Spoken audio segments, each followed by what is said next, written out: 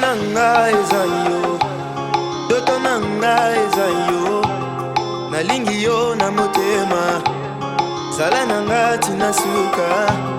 tindelanga banjelu, fungola lola na yo, mapamboli ekita, molimo na yo esimbanga, nayebi na yo na kolonga, papasi nanga ekosila. Je sais qu'avec toi j'irai quelque part. Oui, tu m'as choisi, tu m'as. À tous les internautes et surtout bienvenue sur BTV3, votre chaîne préférée. Kandine Sarabinonga Bino l'Android de la presse congolaise et Nadège Beauté. Moi Moussana Bino Nazana pour lancer la Bino Kaka Moussala. Vraiment lelo Nazanga monte na plateau Bolika so monde na c'est que le Kambozali. Donc tozana évangéliste Mole Kagi. Donc tozo meka kosola na ye makambo Bino Boyebi. Vraiment on a qui ancien magicien mais c'est vraiment un makasi to meka kosola na ameka ko révéler biso vraiment peuple de Dieu makamini ozo sale mana mokilo tozo ebate. Bonjour papa Guy. Bonjour ma sœur. Bonne santé, merveille.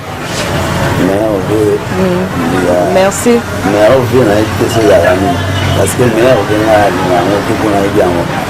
Oh, ce que tu souhaites ni na fin de l'année tu souhaites. Bon, fin de l'année peut normalement peut net na la connaissance na fin de l'année tu va tia oyo auto fêter oyo. La fin de l'année te Noël peut dans Noël te. On a bien on doit souhaiter ngai merveille dans un automatiquement on ça la bonne fête de émeraude. Numéro nazali mokolo makambu ya masolo ya ekali le 25 décembre na fin de l'année dans mon monsieur second. Ok, merci de revenir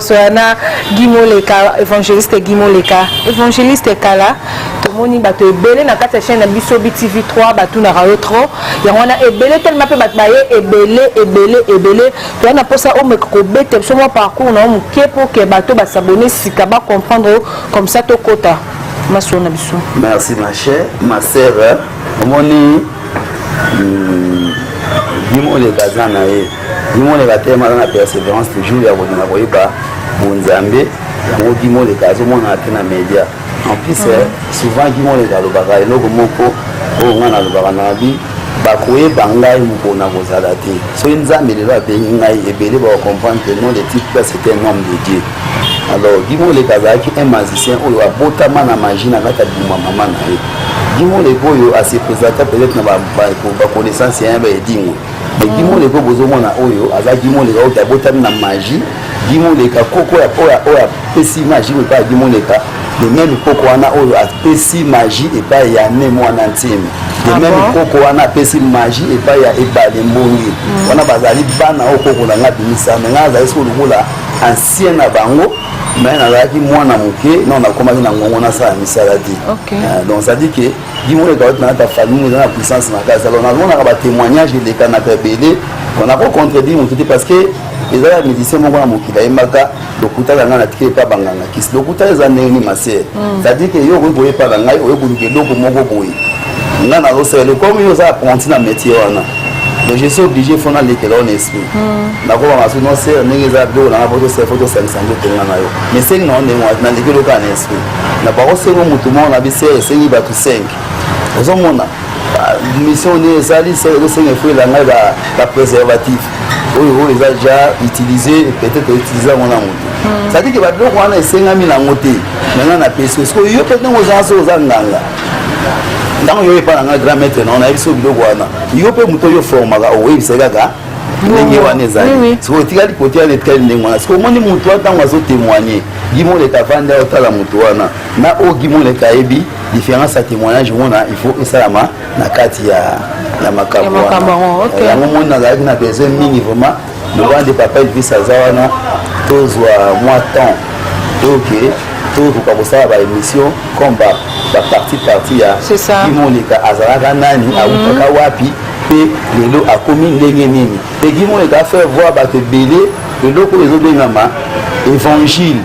évangile tozobengama na ngombe ndeko na mwasi évangile to ya bible to simbi oyo bible oyo eyena 1840 bible oyo eyena 1840 tango bible oyo eyena 1840 Guimoleka a mis ça dans la Bible. Guimoleka a expliqué l'histoire vraie. Dans mon Bible, en 1842, nous avons Diego Cao. Alors tout le monde connaît Diego Cao dans l'histoire, autant dans la classe. Diego Cao, ce n'était pas un prêtre. Diego Cao, c'était un méchant comme ça, les gens qui sont venus pour la colonisation. Alors lorsqu'on colonisait les gens, on va vous obliger à ça là, locaux. Il y a un moment où on a côté dans l'évangile, vous avez Diego Cao a tiqué dans l'évangile. Na kuti yango siko ba passer bazwa yango on va commencer yango siko na ko se souvenir na 1993 ezaka na pratique moto ça ka pratique magique quand j'étais magicien j'ai na pratique magique moto ça qui na kokota ya after kokota ya after vous avez parlé dans ngo tone ko paterner na batu ko bazaki ba ka mobutu comme les généraux là bon nous sommes en tanga ba ko moté parce que mbote kaka ba frère boye nga mso ba camarade na ngati lelo ba papa na ngo ba camarade ba papa na ne ko travailler na papa na bango alors en 1993 na ezaki ndo ngwaya au salama ezaki na autorisation moko ko samaki que faut pour accepter yango et utaki na pape Jean-Paul II na pape Jean-Paul II tant asaki détour royal na Zaïre à l'époque à Zaïre Congo au temps aux Zaïre tant aye on a ce que on appelle ça Mobutu prix Nobel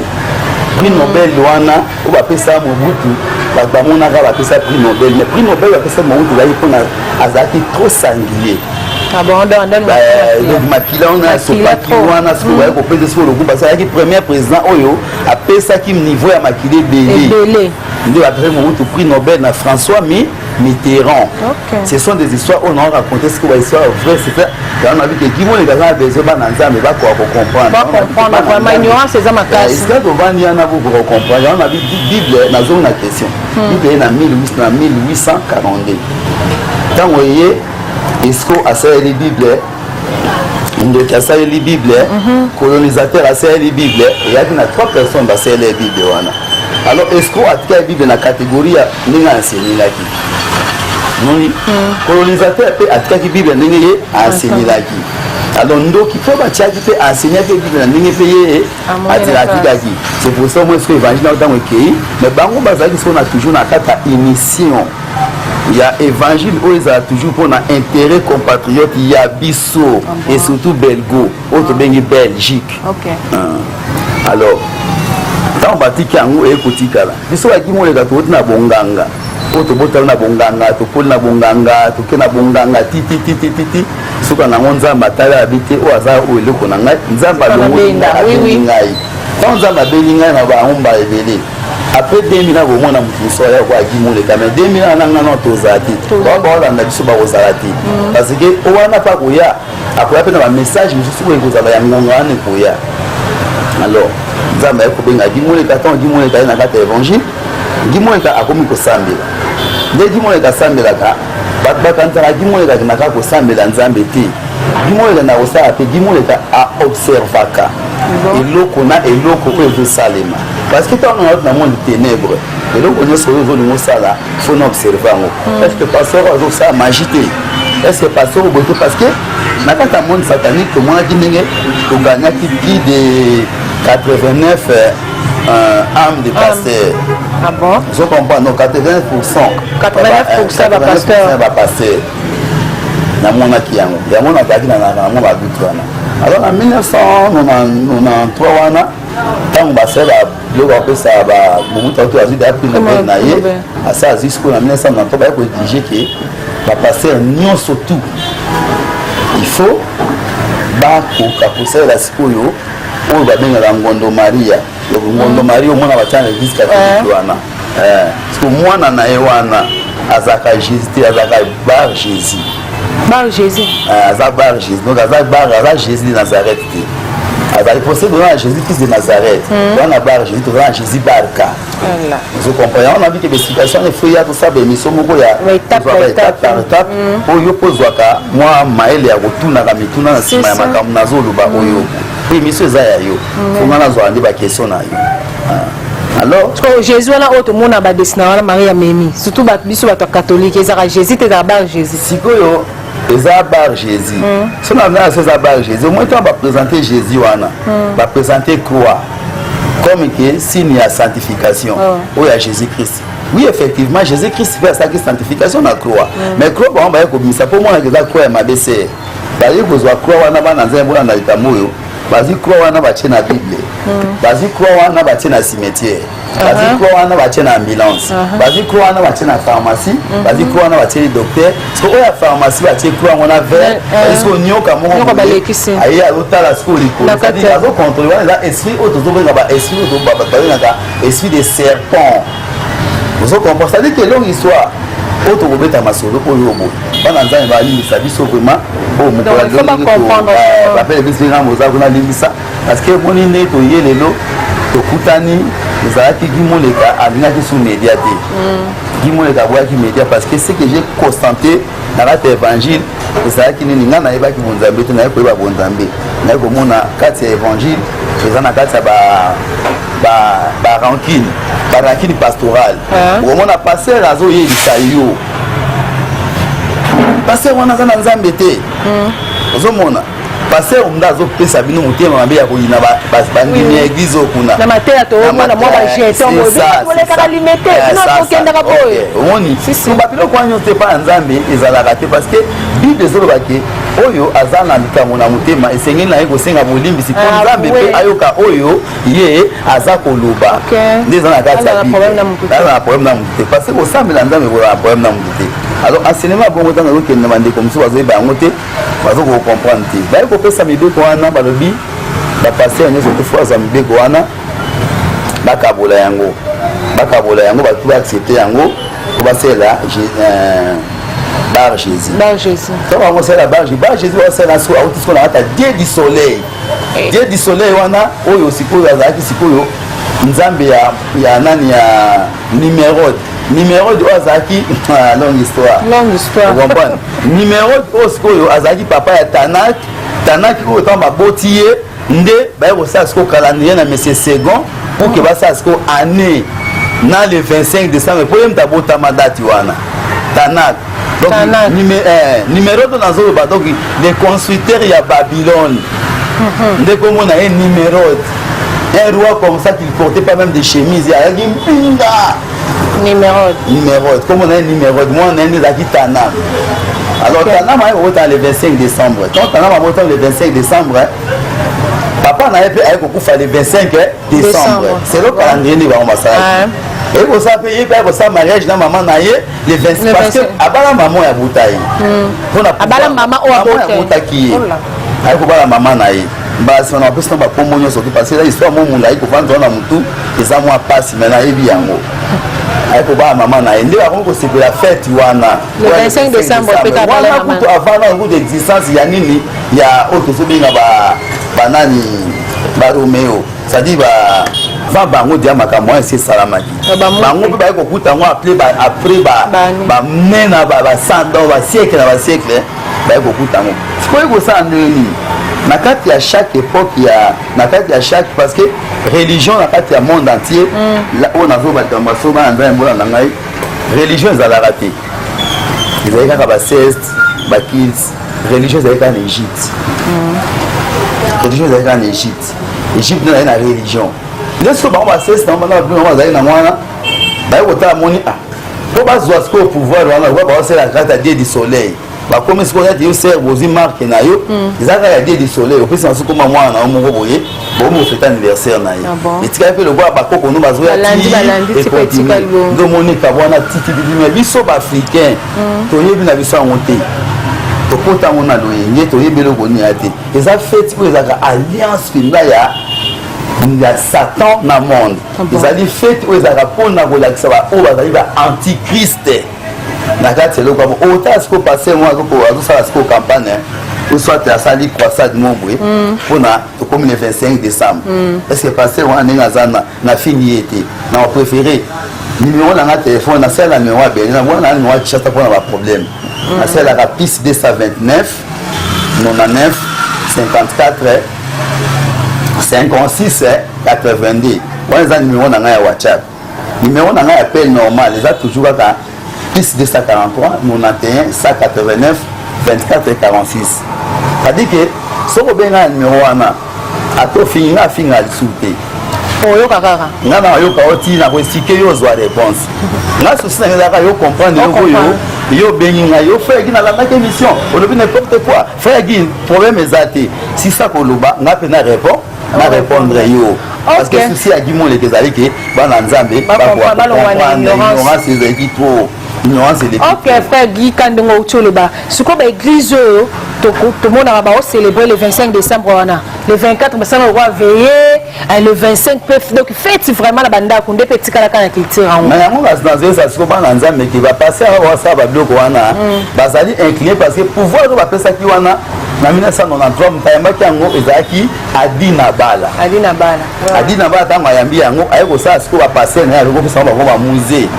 akomo kabola siko ba nzai malamu na quartier si akabola kaboli c'est pour ça qu'on a Guimon les dans le kit délivrance na zuité na bien Adina ba bon na ebeki batuna ye ba koza na secret moko boye eko bigisa na ça de cause dans la monde satanique la catégorie on suppose la il est indiscipliné lorsque na père de moi si na père de bana après on a qui vrai indiscipliné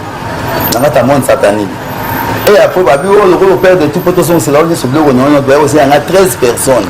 13 personnes, parce que c'est très cher. Parce que nous n'avons pas de ticket à la banque. On a sacrifié, on a libanda. Mais il y a un sacrifice, il y a libanda batikali. Ce qu'on a récupéré à libanda, c'est un association qui a beaucoup de pamba. Quand on a âge, moi, on a 12 ans. Mon ami a mis 8 ans. Ça dit que Satan les kisinga les menza ba récupérer na temps nzamba récupérer ngai ezas ko temps ngai uniquement pour na ko expliquer ba nzambe ozo mona to bota to omoni bible oyo so na fungoli yango na so boya biloko na lingi ba débat pa pambati so na fungoli ni bible oyo na otanga ba verset bible na so moni oyo za nzambe na ta verset bible na so moni oyo za nzambe au moins ba verset bible soit favorable pour un pasteur la Bible ils ont favorable ils ont versé vidéo ba mindé ba tchaki pour la colonisation pour l'intérêt là-bas na bango c'est là enseignement na banane bandeke non mutu enseigner qui Bible article avec batu éducation na yena méthode oyo et à celle qui Bible wana c'est-à-dire que Bible za mabete Bible za manama za ezali livre de référence ya kozonga sabisi na kati ba ezali mais oyo beneza ki pe mingi ya malamu ezaka wana te parce que moi temps Bible comment na Bible temps Jésus qui sera à côté 10 commandements de Dieu oyo batika ki yango aïssa ngo abina longo le côté na baxele ko na bina ngo ka aimez-nous les uns et les autres yango esala madi bon un côté comment le contraire yango beneza donc wale ko ina na to ma bebele tout non mon bon encore qui monnaie va tirer qui monnaie poisson qui monnaie keibo qui monnaie voyager on a tamboli parce que soit comme la dimoye comme on a été qui monnaie vraiment un gombo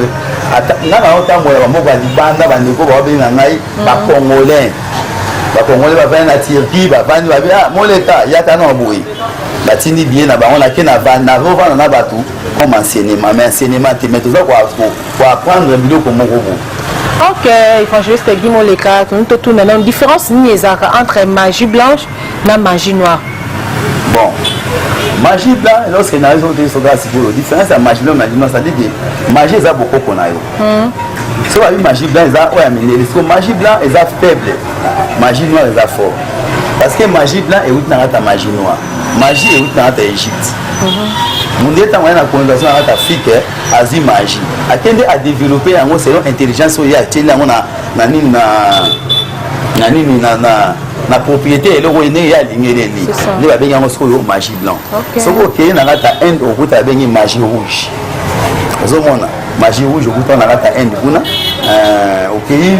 la magie rouge est bouddhisme parce que bout des amobali na moi si. Ba bout bazami bali.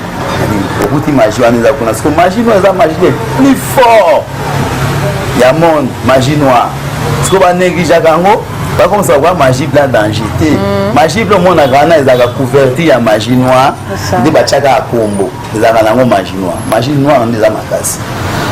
Ok, merci par rapport à votre question. Tout na susu qui ko bongola mutema nini salima kinano et puis bongola mutema wapi na bongola mutema ngai na lanaka passer walesa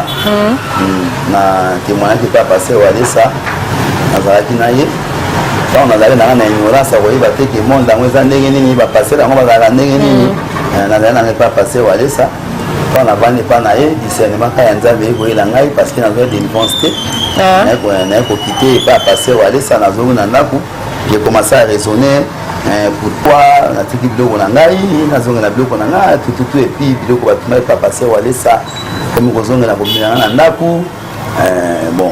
à l'époque là on a eu une relation le rôle ba champion dingwe bien moté dans place ozali moi c'est le meilleur pour le groupe Pessingai tout le ça c'est pas dingwe donc meilleur fait na bino ya numéro il est tout ça à constatant au sentiment parce que il y a un monde satanique. OK donc ça c'est ton dimanche na ignorance. Ah voilà tout ça là au moins oui ta maman Nzambe ndenge ya maman Nzambe ndenge ya na mokilo ndenge vanda mutu na mutaya na lolenge naye lolenge ya mutaya nango omoni motema muntu eza motema muntu mutata asali ndenge ni tata libala bovana mosamba mobokabwani moboti bana bongo mutu bovana pa koso ezani bovana mutu pa salo mabezani ezani eloko moko te zomona ça dit que différence ya ozala côté ya Nzambe na ozala côté ya Satan côté ya Nzambe esengo nango ezani atoke no église retard Nzambe apia na définition te ozomona okokende okoti na mbeto okosala ngosambelo lali oui na oyo osambelelo ya problème te ozomona c'est puis problème to ke so ya mabonza wana ne to sa émission mo na bi mutu nyo to ayebi chaîne oyo ota frère bi na auto benga soit des affaires de l'année mais à l'état na crise azangi loko wadia na bana oya lingi azwa kama loko wakabela ngai nde to landa na kana l'émission ba pesa ta papel visa pesa ta yose oya ko pesa nga waza ta ni ona na telefone na benga pesa yango ne oyo Nzambe alingaka omoni mbongo to na gochali na boyeso to ko na destination c'est ça église nyonso to za na dîme za na offrande za Nzambe te to on a Bible non tout on a Bible ba pesa sur verset que une action de grenini o kabola na muto atei yo un dixième na yo faut que na église tango un dixième ango ezaya ba pécheur to ya ba chantre to ya banani parce que pasteur muto azote muto akabona lobanza mama ezaki na famille et ville bango bazaki kati kaka o bavanda kati ya temple ba mana sa musamu susuté bato bazali na boziwa bitelo ko ba bavanda kati ya temple to za moko na zomi na biso to pesa la bango bango babika na kalango eza na bible ya mpe tikala na bo etikala ni eza famille ville bango bango ba famille ville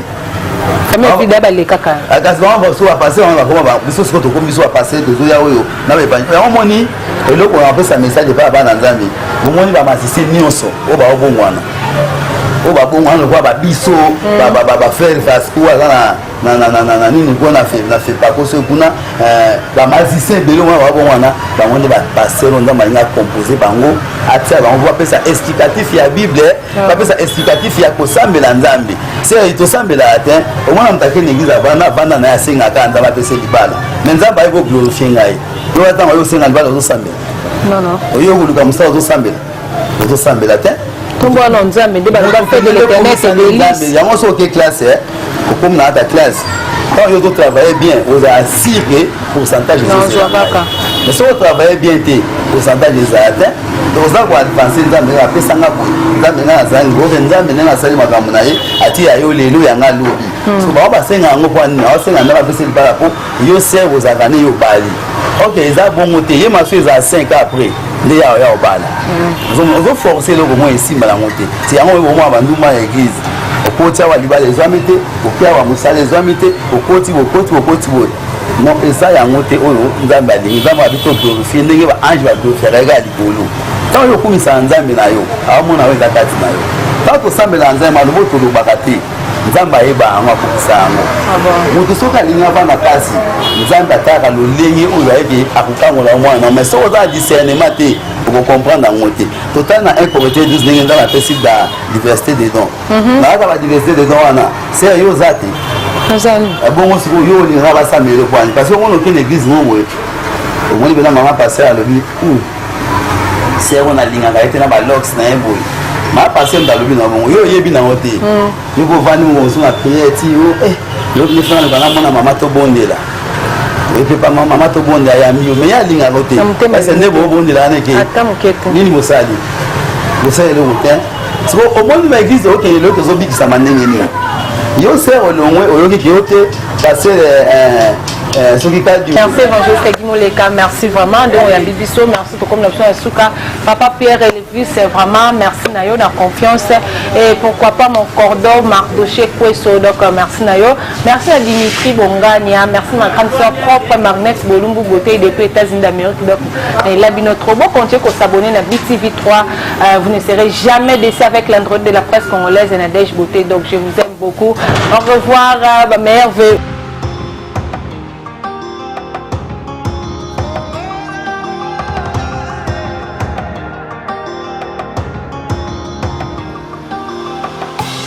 Posa nanga eza yo, doto nanga eza yo, nalingi yo na motema, zala nanga tina suka, tindelanga banjelu, fungola lola na yo, mapamboli ekita, molimo na yo esimbanga, nayebi na yo na kolonga, papasi nanga ekosila, je sais qu'avec toi j'irai